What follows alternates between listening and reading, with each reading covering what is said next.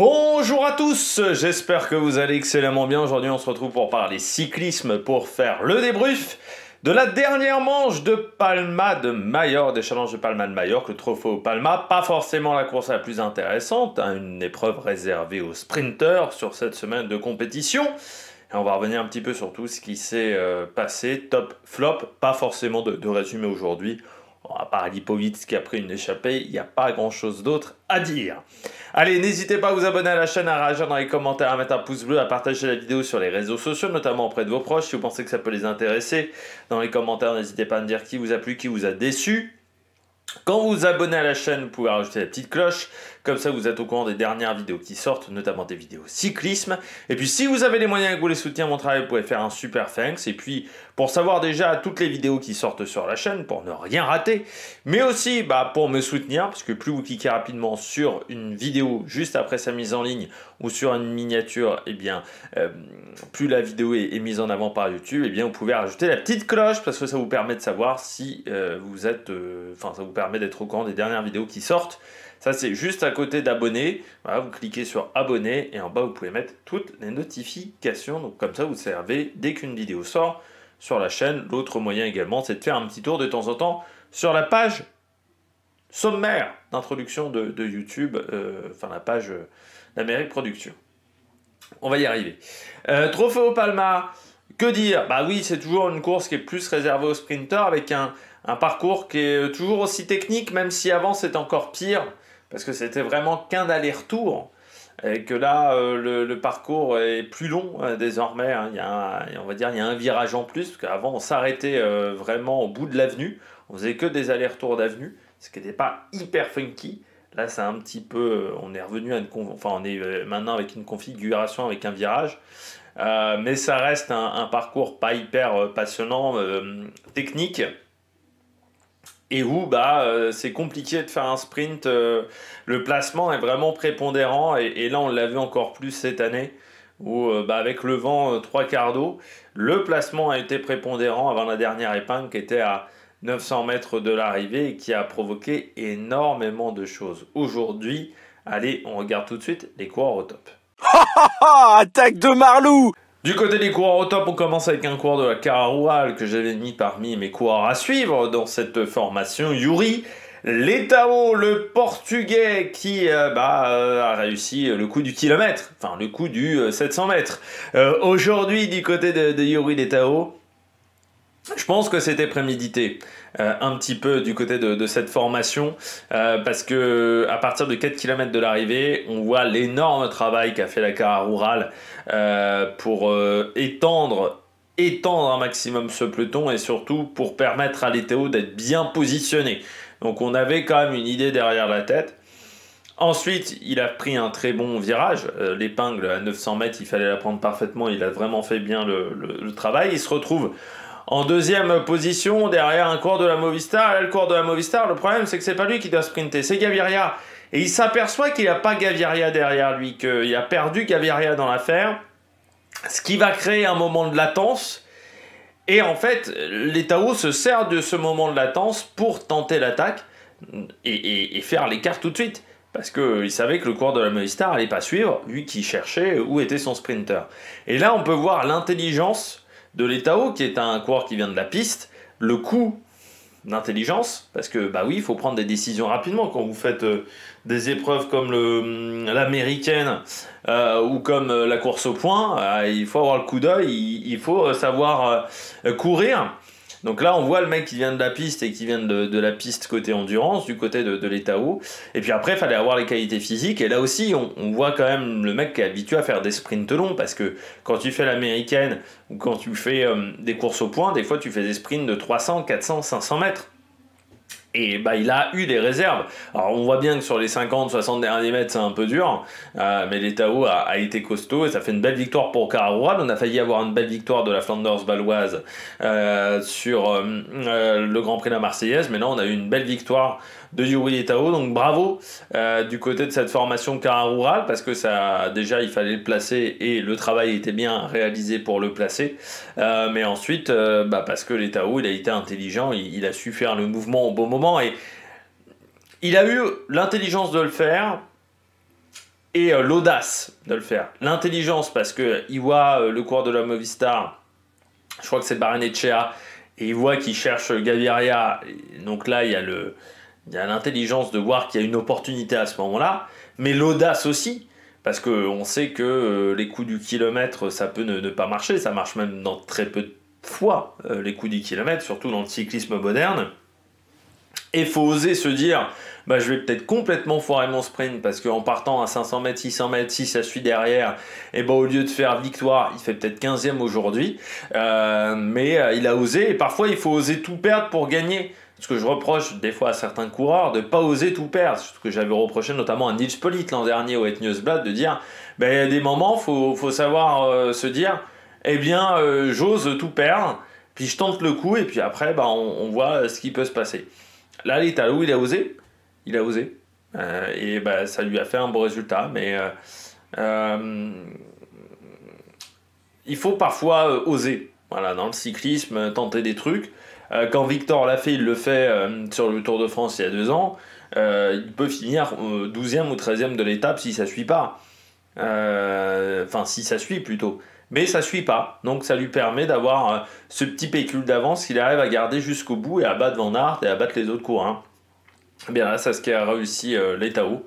Donc bravo à lui, puis bravo à l'audace qui a eu le coureur de la Caraoual. Et puis en plus, un coup du kilomètre, quand ça réussit comme ça, c'est quand même une victoire dont tu te souviens. Je pense que l'Etao, celle-là, il va s'en souvenir, parce que c'est une victoire qui est marquante. Et je vous avais dit, moi, il m'impressionne toujours, c'est sa capacité de puissance et sa capacité à jarter des gens de sa roue. Et là, il a encore montré ses capacités de puissance, l'Etao. Je trouve qu'il est impressionnant quand il arrive à tenir comme ça des puissances assez élevées, je trouve, l'Etao. Blikra, ça fait la 2e fois de la semaine quand même qu'il fait podium, le petit Blikra. J'en avais pas parlé jeudi. Là, il fait un beau sprint avec une OX qu'on a vu quand même énormément contrôlée dans le dernier tour, qui était vraiment bien présente dans le dernier tour. Autant il y a des équipes qui ont contrôlé trop tôt, et on en reparlera. Autant là, Blikra et Uno X avaient vraiment le bon timing pour faire le travail. Et vraiment encore un bon sprint du coureur norvégien. Et moi, si j'étais Varejkjol, je commencerais à être inquiet parce que normalement c'était lui qui devait être le sprinter numéro 1. Jeudi, ça s'est pas très bien passé, il fait 3e. Là aujourd'hui, je pense qu'on a laissé les deux sprinter. Il y en a un qui fait 3, l'autre qui fait 7. On va commencer à réfléchir. Est-ce que Varejkjol peut vraiment être un sprinter de qualité? C'est vrai que l'an dernier, il a été sprinter notamment sur le Alula Tour, mais il a souvent été quand même poisson pilote d'Alexander Kristoff, ce qui se passait pas très bien en passant. Eh bien, Blikra, ça sera peut-être différent. Il y aura peut-être des hiérarchies dans cette équipe qui va changer. Après ces belles courses à Palma de Majorque, et Blikra a montré que il a fait du bon boulot pendant l'hiver, un peu comme Anthony Turgis, mais voilà, il montre qu'il fait le boulot et qu'il a déjà des bonnes jambes en ce début de saison, alors que Varejkjol, on est il y a un peu plus de doutes, voilà, quant à son coéquipier du côté de la Uno X, mais encore un gros travail dans le dernier kilomètre, et toujours ce gros collectif du côté de la Uno X. C'est vrai que la Uno X, c'est toujours assez impressionnant, le collectif qu'ils arrivent à avoir. Mais 2 jours de course, 2 podiums, il est pas loin d'avoir marqué le même nombre de points que l'an dernier. Donc ça, c'est quand même vraiment pas mal. Lui qui, en plus, en dernier, avait pas forcément fait un grand début de saison. Donc il avait marqué ses points bien plus tard dans la saison. Ouais, sur le Tour de Grande-Bretagne, face à Paul Magnier notamment. Et encore, il avait été bon, surtout quand Paul Magnier s'était arrêté et avait abandonné. Et puis à 13e à Musterland Giro en toute fin de saison. Voilà, du côté de Erland Blikra, qui est en fin de contrat avec la Uno X. Et il s'est peut-être dit, tiens, ça serait pas mal que je revienne aux affaires, parce que 2024, on m'a peut-être pas suffisamment vu. Ça serait peut-être pas mal que j'ai des résultats en ce début d'année 2025. Varejkjol, lui, il a un contrat jusqu'en 2026, plus jeune. Søren Varejkjol,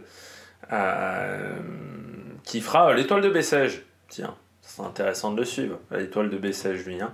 Surtout que le contre-la-montre, c'est aussi un exercice qu'il apprécie pour être efficace sur le contre-la-montre à Alès, l'étoile de Bessèges. On rappelle, il y a toujours le contre-la-montre de l'Ermitage. Puis cette année, on ira au Montbouquet. Tiens, du côté de l'étoile de Bessèges. On sait que le Montbouquet, c'est toujours compliqué. Puis il y a de quoi faire sur l'étoile de Bessèges.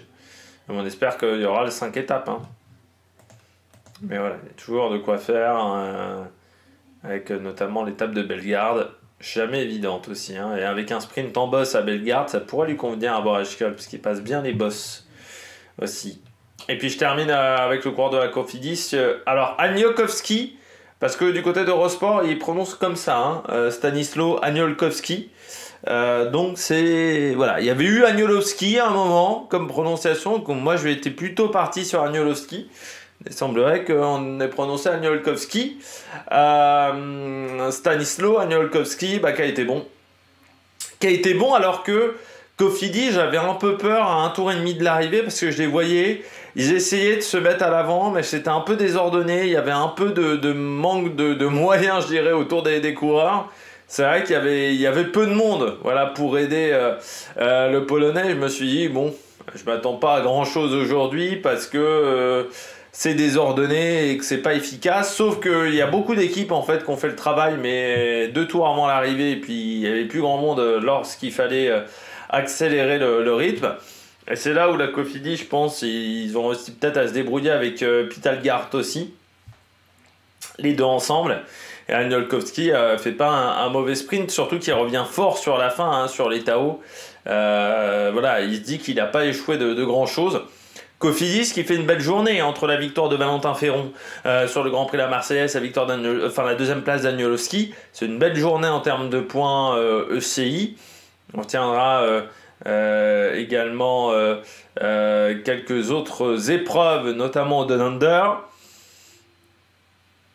C'est pas mal en ce début de saison quand même du côté de la Cofidis. On sent qu'on est motivé, notamment par la course au point UCI, qu'on aimerait bien sécuriser sa place en World Tour assez vite pour pas avoir de soucis ensuite sur la deuxième partie de saison. Et voilà, donc c'est Agniolkowski, c'est vraiment pas mal. Alors lui, on le verra où Stanisław même, c'est tant qu'on y est. Tour de la Provence, voilà, et puis Kurn pour le Polonais. Contrat jusqu'en 2027, parce que l'an dernier, il avait qu'un contrat d'1 an.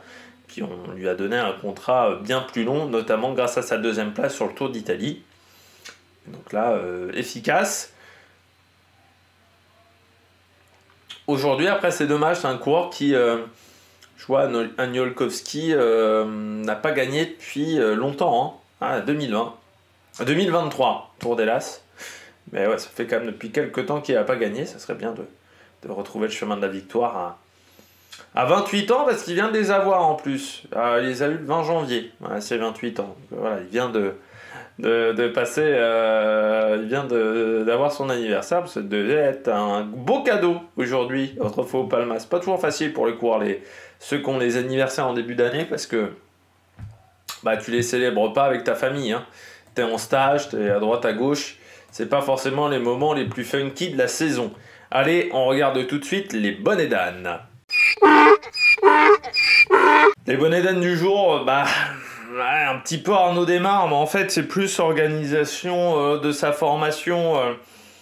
Alors je sais pas si c'est lui qui a décidé de travailler de cette manière-là, mais ils étaient bien en place sur le circuit, mais à 2 tours de l'arrivée. À 8 bornes, ils sont bien. C'est-à-dire que si l'arrivée était à 8 km de l'arrivée, Démare, il gagne aujourd'hui. Ou il est pas loin de gagner. Sauf que l'arrivée, elle était 8 km après. Et ils ont voulu contrôler énormément à 10 bornes, parce que je pense qu'en ce moment, Démare n'est pas en pleine confiance. Faut bien le dire, quand tu as fait une saison comme l'an dernier qui était pas top, qu'en plus c'est ton premier jour de course. C'est rare de démarrer à Palma, de ne pas avoir fait... la course de jeudi en amont. Mais bon, c'est comme ça du côté d'Arnaud Démare. Il y avait un manque de confiance. Il est bien en tête devant. Sauf que c'est trop tôt. Alors il y a une autre équipe qui a fait la même erreur, on en reparlera. Après il fait 11, mais bon, il est obligé de se battre un petit peu dans le peloton dans le dernier kilomètre. il est un peu seul. En plus, c'est vrai qu'il n'a pas forcément le train habituel parce qu'on lui a mis un nouveau poisson pilote Arkea, enfin sur cette course-là.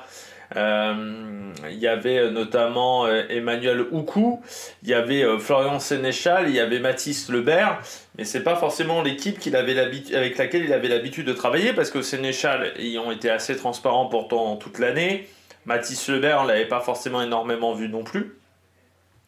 Emmanuel Houcou, c'est un nouveau coureur. Donc il faut trouver des automatismes avec cette équipe-là. Et là, on a bien vu aujourd'hui que les automatismes n'étaient pas là. J'espère que ça ne sera pas comme l'an dernier, du côté d'Arnaud Démare, où il n'a jamais véritablement trouvé les automatismes. Mais là, aujourd'hui, c'était trop tôt devant. Du côté d'Arnaud, alors encore une fois, c'était son premier jour de course. Et on le verra à l'Étoile de Bessèges, Classica de Almeria, pour la suite. Donc on va voir ce que ça va donner pour Arnaud Démare. Mais l'an dernier, il avait démarré aussi par un bon résultat. À 16 Salines. Non, il avait fait 29 à 16 Salines. Par contre, il avait fait 5e à Palma. Je ne sais même pas s'il n'a pas déjà gagné. Non, je crois qu'il n'y a aucun Français qui avait gagné à Palma. Donc il n'a pas gagné à Palma, mais c'est un coureur qui a des fois été performant là-haut. Donc on va voir ce que ça va donner cette saison pour lui, désormais en France, sur ces épreuves-là. Est-ce qu'il arrivera peut-être à être efficace, plus efficace du moins? Ce sera le gros objectif. Après, il les a peu fait, les courses à Palma de Majorque. Je suis en train de voir là, dans son palmarès, notamment. Ah, il l'a pas fait souvent Palma, hein, parce qu'il a fait déjà l'Étoile de Bessèges, ça remonte quand même à une petite trotte. Mais ouais, Palma de Majorque aussi. Hein, par exemple, la Joie, c'est pas une course qu'il a fait régulièrement. Non, parce qu'il allait souvent au Moyen-Orient aussi. Eh oui.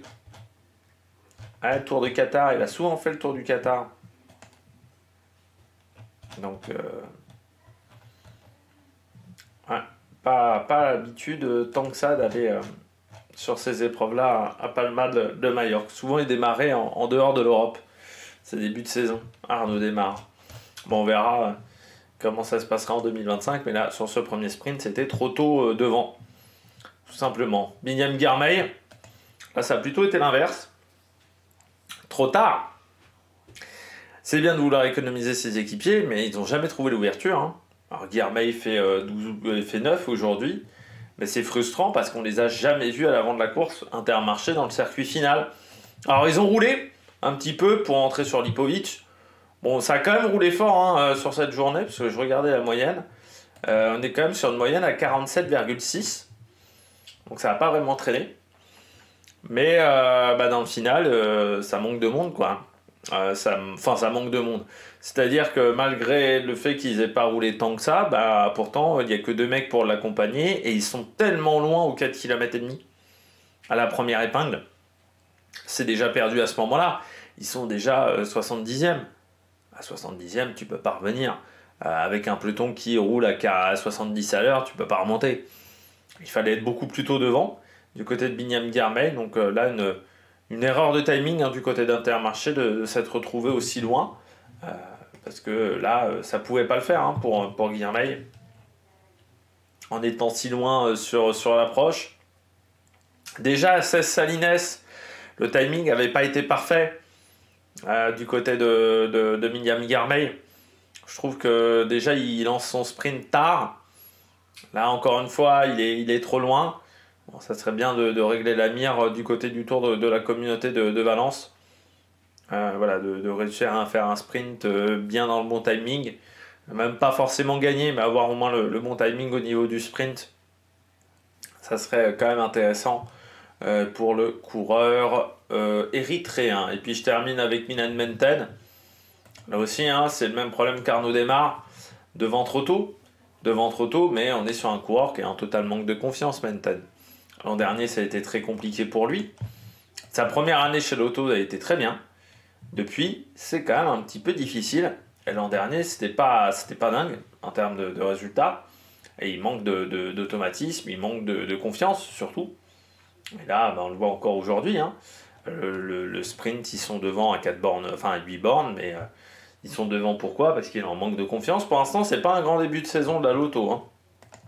En passant, La Loto fait pas un grand début de saison.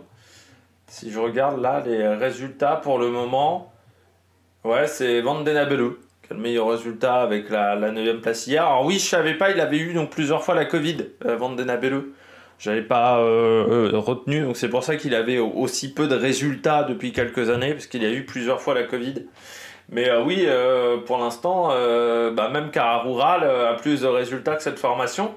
C'est assez inquiétant, moi je trouve quand même la Loto. Sur un aspect, c'est que l'an prochain, ils seront en World Tour. Les règles ont changé pour le World Tour. Je vous parlais il y a quelques jours des impasses. Il n'y aura plus le droit de faire autant d'impasses qu'avant. C'est-à-dire que maintenant, il y a des règles au niveau des impasses. Je pense parce que Israël et Loto ont joué un petit peu au con sur la première partie de saison cette année. Et que donc l'UCI a décidé de régler ça en réunion à Arras, là pour les championnats du monde à Liévin. Et notamment, il y aura le droit de faire seulement une seule impasse par an à partir de l'an prochain. Cette impasse ne pourra pas concerner les 5 monuments et les 3 grands tours. Donc la passe devra se faire sur obligatoirement une autre de ces courses-là. Et autre remarque, l'impasse, donc c'est une fois par an, il ne pourra pas y avoir plus de 4 équipes en même temps qui font une impasse sur la même course. Donc par exemple, tout le monde voudrait faire l'impasse au Great Tour de Gandhi, on ne peut avoir que 4 équipes qui fassent une impasse sur la même course. Donc voilà, on a un peu réfléchi quand même du côté de l'UCI. Et surtout, sur le cycle de 3 ans, l'impasse ne peut pas se faire sur la même course. Donc, par exemple, la Loto qui voudrait faire chaque année l'impasse sur Tirreno Adriatico, c'est pas possible.